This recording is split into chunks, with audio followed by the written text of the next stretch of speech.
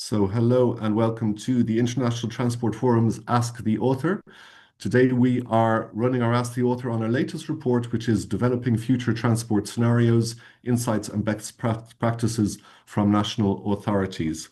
So this report was launched just last week and is co-authored by Pietro Buffoni of the ITF with Michele Simoni from the ITF and John Schmidt from the Austrian Academy of Sciences, an external author.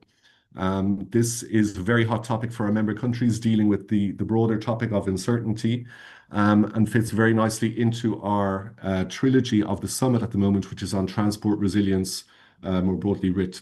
So if this is your first time joining us for an Ask the Author, you're very welcome.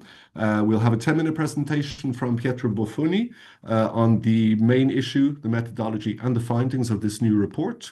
And then it'll be over to you to ask the questions. So to help us to moderate as many questions as possible, you can use the Q&A, the question and answer function in your Zoom window. If you're joining us on LinkedIn or on YouTube and you'd like to ask questions, please use the link in those social media channels, join us on Zoom and pop your questions into the Q&A.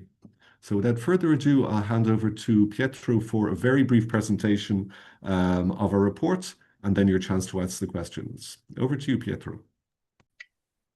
Thank you, Ronan. Hi, everyone. Welcome, and thank you for being here. So, as Ronan introduced, we are focusing on developing future transport scenarios, and this report actually explores how policymakers, transport policymakers specifically, can plan when trend and assumptions may not adequately predict the future outcomes for the system, and how do they plan under uncertainty. And this project explores alternative methods for planning into the future, starting from an envisioned preferred future and plan back. This is based on the concept of backcasting, which is yes, you see now. On backcasting, a method that is proposed to help policymakers deal with uncertainty and working toward long-term targets. So this is one of the vision-led approaches that has been proposed in recent decades, and rather than extrapolating from the present to the future, defines a preferred future state and works from there to identify necessary steps and policies and mix of policies and the pathways to get there. It adopts a systemic perspective that considers long-term structural changes, and it's oriented towards solving systematic challenges that cannot or are not considered to be easily solved through incremental changes. And so the objective of this approach is providing strategic guidance rather than being prescriptive, and serves as a decision support tool to promote the incorporation of this long-term consideration into the daily planning practices. There are several types of backcasting that we identify as part of this study. These are not exclusive types, and several aspects of backcasting can coexist in one selected strategy. And these could be participatory elements that to involve stakeholders in co-creating the visions of the future. Normative backcasting, which typically refers to target-oriented strategies, clearly defining the values under measurable goals for the future. Exploratory backcasting, which rather widen the scope and uses more open-ended visions. And transformative backcasting, which specifically targets disruptive or radical changes and advocate for principle-based decision-making. Regardless of the type of backcasting, the reports identify several steps that are typical of a backcasting strategy implementation and operationalization, and this figure represents the SUM Plus conceptual framework for backcasting transition pathways, which somehow summarizes the main common steps for backcasting that go from strategic problem orientation, defining the framework for long-term objectives, defining these images of the future, as mentioned, that depending on the methodology can be done in different ways. Pathway definition, which is setting up action plans to achieve this goal and identify bottlenecks throughout the different pathways and milestones that can serve as boundary condition for the policy measures identification. which then leads to formulation of strategic vision that define a mix of policy interventions, typically involving stress testing through scenario planning, and finally operationalizing the implementation through prioritizing measures within this specific policy mix, which is not a smooth process and might involve several instances and several actions to do so. Now, backcasting at several stages involves like any other planning efforts, certain levels of uncertainty, and the research stresses the importance of identify, classify, and communicate uncertainty. And backcasting is considered to be a method that is open to uncertainty. Rather than removing uncertainty from the discourse, it tries and embrace it to bring in unpredictable outcomes, consideration on unpredictable outcome, and identify innovative solutions. So the report suggests methods to identify and describe uncertainty along different dimensions, such as the location of where the uncertainty is located along the planning process, the nature of this uncertainty, and the level to which this uncertainty exists in the planning process, going from full determinism to total ignorance. And depending on the type of uncertainty, several methods are reviewed and proposed to handle it. And backcasting applications have applied these methods in different ways and in different forms. Now, the core of this study is to review backcasting applications and how they deal with uncertainty and produce outcomes. Now, in order to do so, the report proposed itself as a showcase of the, let's say, diversity of ways in which backcasting can be operationalized to extract lessons that can guide its broader application. It aims to provide an overview of the status of the practice of backcasting, reviewing over 20 different cases of backcasting at the European level or at national and local authorities, also including insights coming from academia and theoretic, let's say, elaboration of backcasting, but also focusing more in depth on 4 case studies from Austria, Finland, Japan, and Norway. However, several applications throughout many countries are mentioned in the studies, each of them with different characteristics, strengths, and weaknesses. And out of these case review, several strengths and weaknesses are highlighted.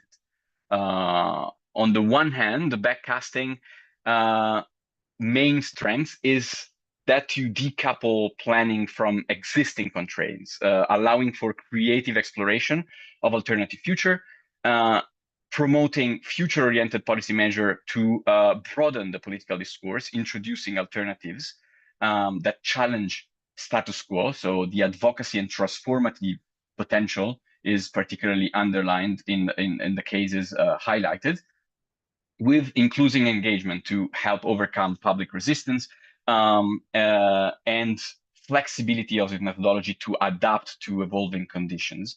And some of the weaknesses that have been highlighted, on the one hand, the fact that backcasting requires thinking long-term and embracing a vision often clashes with short-term political cycles and priorities, and many of the people interviewed throughout the studies identified this as one of the challenges, how much of this is politically viable how much is politically viable to embrace a long-term vision.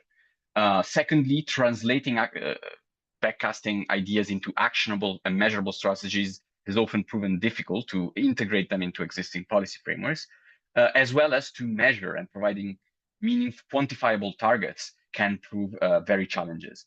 And as mentioned, the uncertainty of backcasting is, as is any planning process, a risk for its effectiveness.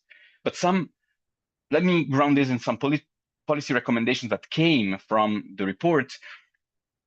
Introducing vision-oriented element requires institutions being involved through a collaborative process. The Austrian case study, for example, of backcasting strategies for carbon neutrality shows how the strength of backcasting lies less in precisely quantifying the impact of each measures, but rather in illustrating the scale and direction of the change needed to meet climate targets.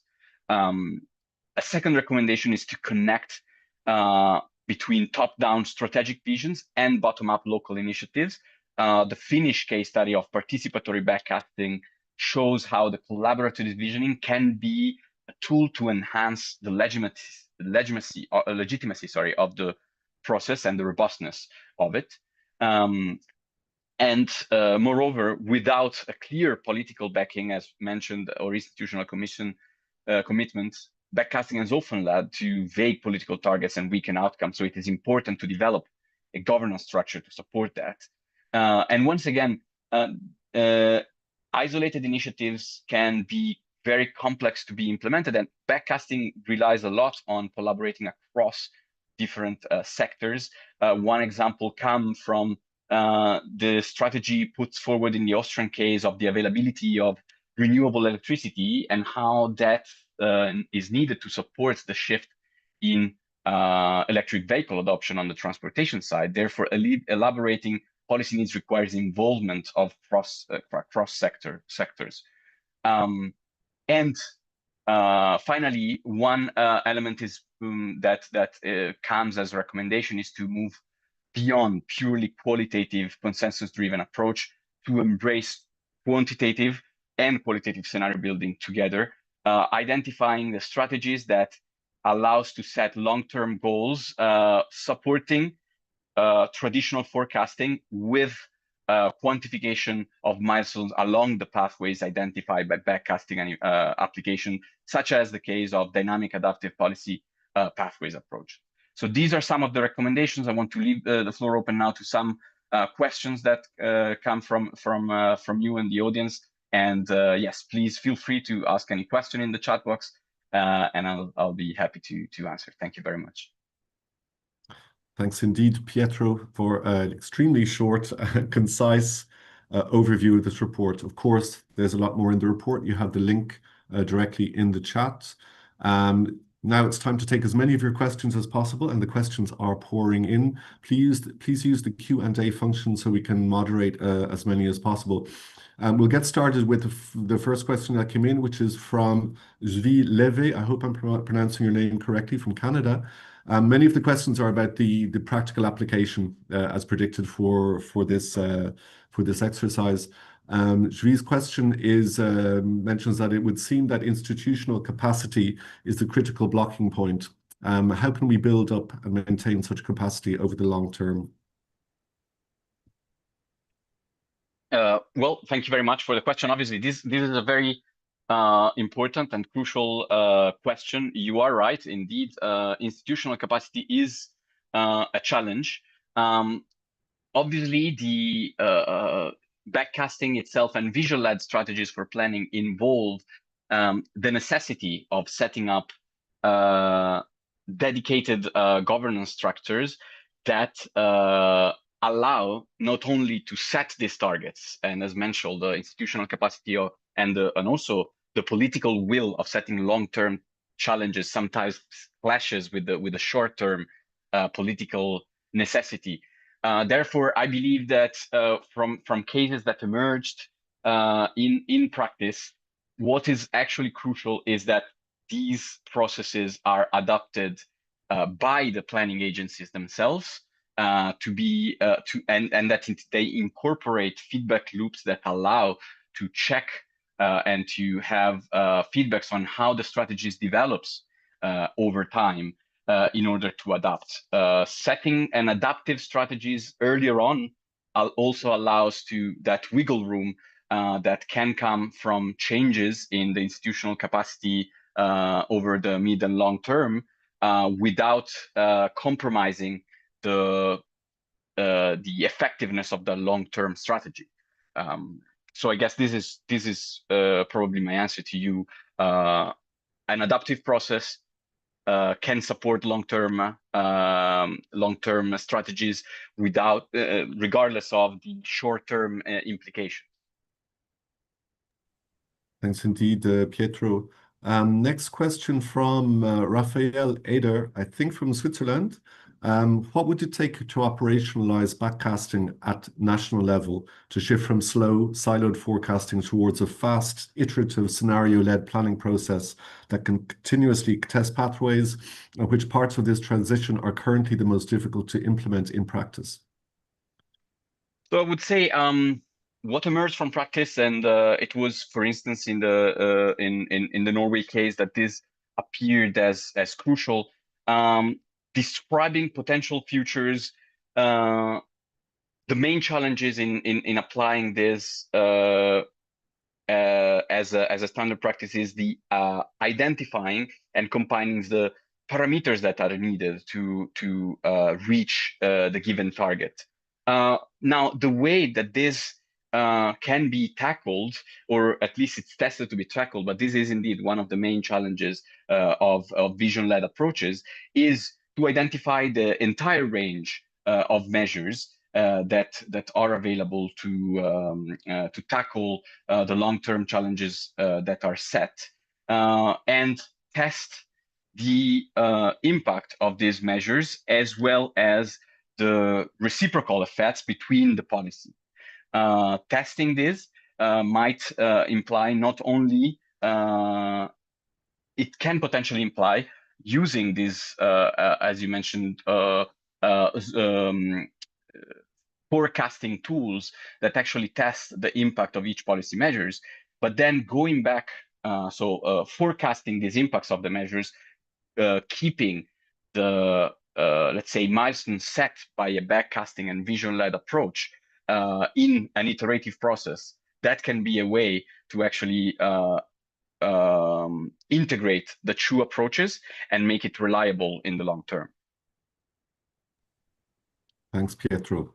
Next question is from Gunther Getzinger, who says that backcasting makes sense when there are clearly set quantitative interim target figures to be achieved on the timeline back from now. Do you agree with that statement? So yes, surely, quantifying long-term targets is an important part of backcasting. However, from what emerged from some of the cases, backcasting proved to be an interesting solution, even when quantifying targets was not actually the crucial component of this. As I mentioned, in the case of Austria, for instance, the quantification of the long-term targets was actually not the main strength for which backcasting was adopted. Rather, the understanding that the directions that were taken, simply adopting current forecasting exercises, was not capable to actually reach the identified targets. Therefore, backcasting in that sense can serve more as an advocacy tools to actually involve cross-sectoral collaboration in the direction of change that is needed, rather than identifying the specific measurable targets to achieve it. So I believe that one of the main insights is the strength of backcasting as an advocacy tool, rather than simply a tool to measure the outcomes of the planning process. I hope that answers, or at least provide additional insights to the question. Okay. Thanks, Pietro. And Gunther, don't hesitate to send us a follow-up question if you wish. We're launching a quick survey to let us know if you find this format useful. We'd appreciate your quick response there. Let's go to another question from Zileve, from the political dimension. So Zvi, at a workshop on moving research, the name of the workshop, Moving Research into Practice, a politician once noted that their job was to make decisions, and the decision is yes or no. As a politician, he can manage being wrong, but what to do with maybe? If our models offer a range of responses, what should they do with that information? Well, so it is important to understand, and I think the work on this work can provide some insight into that, is that the modeling process and the planning process inevitably provide a range of answers. It cannot inherently provide one single answer, and when it does, which it can provide a single answer, but if it does, it means it is often overseeing the complexity of the phenomenon, or ignoring the degree of uncertainty that is implied in the planning process. Therefore, I think one of the main strengths or the importance of vision-led approach is that while it exactly does that provides let's say a tool to remove the uncertainty from the long-term outcome per se, providing a clear answer, a clear look into the future, defining a target and a vision that is for the future, and moves the uncertainty in the process, in the pathway along which planners need to get to that future. So it is actually, in a way, an easier way for when politicians do express their single targets and the yes and no answer that they can provide. They are actually providing this vision along the of the future. The backcasting process is what helps bridge that, bridge that the gap between the long-term vision that is set politically in a way and the uncertainty of the planning process to get there. Thanks indeed, Pietro. Raphael either has a follow-up question on identifying parameters and asks, what are the biggest technical frictions when combining these parameters or even more qualitative visions with quantitative network or spatial data, especially in transport planning?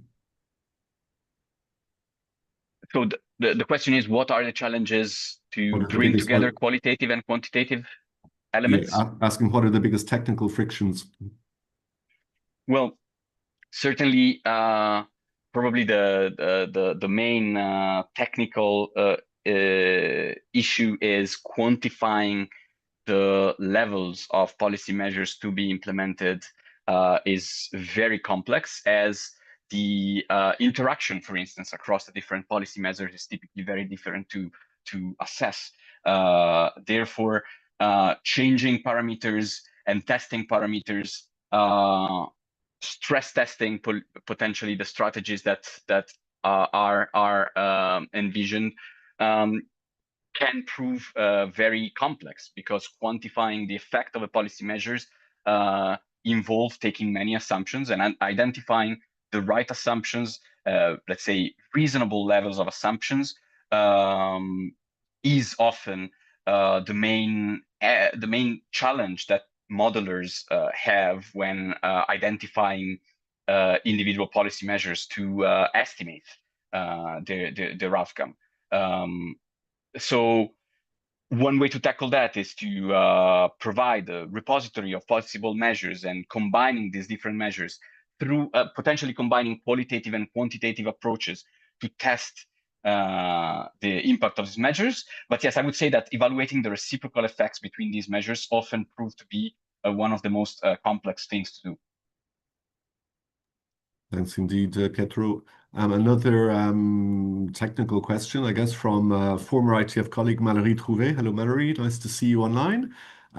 Has this project fed into ITF's Transport Outlook work? The ITF Transport Outlook being a modeling exercise where we project to 2050, 2060 over different scenarios. So Mallory asked, has this project fed into the ITF Transport Outlook works, which initially adopts a forecasting scenario-based approach? And if so, how did it affect this initial approach?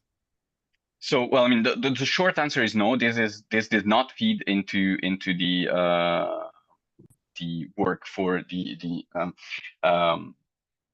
ITF Outlook. The ITF Outlook, as you mentioned, does use a forecasting approach. However, the, let's say, vision-led approach that is present there is the definition of certain vision for the future, being in terms of the objective of emission reduction objectives. However, the modeling process itself does not have a backcasting element designed into it.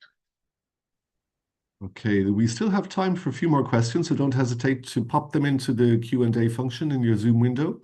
And the next question is on the application of these findings to other situations. So how generalizable are findings and best practices to countries with different socioeconomic, demographic, geographic, or mobility patterns? Yes, so this is a very interesting question. The cases reviews show how backcasting approaches can be employed in very, very different contexts.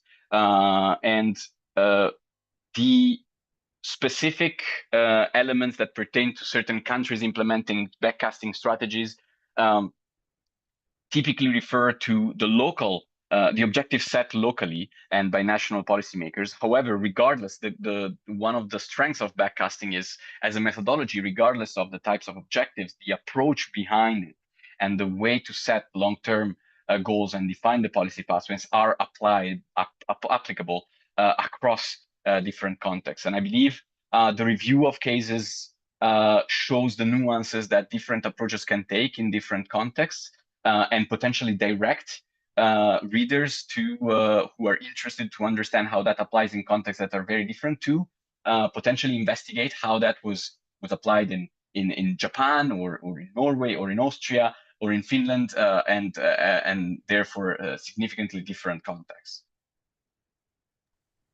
Thanks, Pietro. We have, I guess, a more general question from Sandra Velasquez, who asks how Latin American countries can strengthen their governance models to ensure continuity in long-term urban mobility planning beyond changes in government, especially in contexts where the sustainability of public transport is being impacted by the rapid growth of motorcycles and other emerging modes, and where demand forecasts have shifted significantly in recent years. So again, its application to governance models, Pietro. Yes, so well, I guess that applications of this into specific governance models in the context of Latin American countries probably goes a bit beyond, right, the scope of what is proposed here. I believe what can be insightful from this to inform such a specific context is, as I was mentioning, the applications of this approach into different contexts. Now, I wouldn't have an answer that addressed specifically the governance model or structures of Latin American context, I guess, but potentially similarities can be identified in other places, and exploring strategies applied in other contexts might inform them. Thanks, Pietro. Maybe time for one more question on the evaluation on how do backcasting practices deal with monitoring progress, evaluating deviations, and updating the plan if the real-world developments diverge from the assumed pathways? Yes. So I believe this is one of the crucial characteristics of backcasting as it is proposed. That typically adopts an approach of so-called adaptive planning, where identifying the long-term objective and vision of the future and setting up policies that can be adaptable over time. So identifying policy strategies that can be adapted is sometimes implemented along backcasting strategies. This in a way is what make the process more flexible than identifying criteria and parameters that work now for the present and are then developed for the futures, where changing conditions then significantly impact the outcomes that result from the modeling process, while a strategy that builds on adaptiveness and on the ability to accommodate changes is what potentially makes pathway definition in backcasting practices more reactive to changing situations and changing conditions along the way. Thanks indeed, Pietro. So we are just against our time. We have answered all of your questions. Yes, sorry if I'm not mistaken.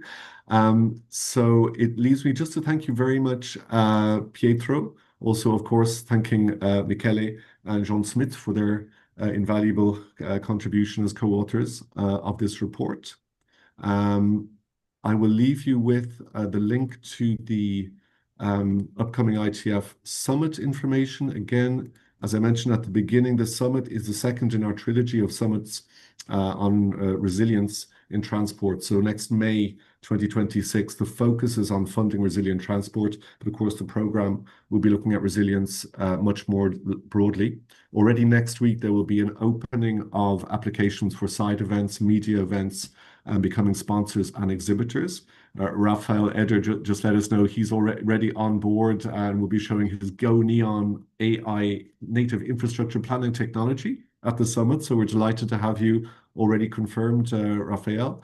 And the summit full registration will be opening in January. It's an invitation-only event, as you know, but you can already apply to receive the information to apply for an invitation from the first week in January. So don't hesitate to get involved from now.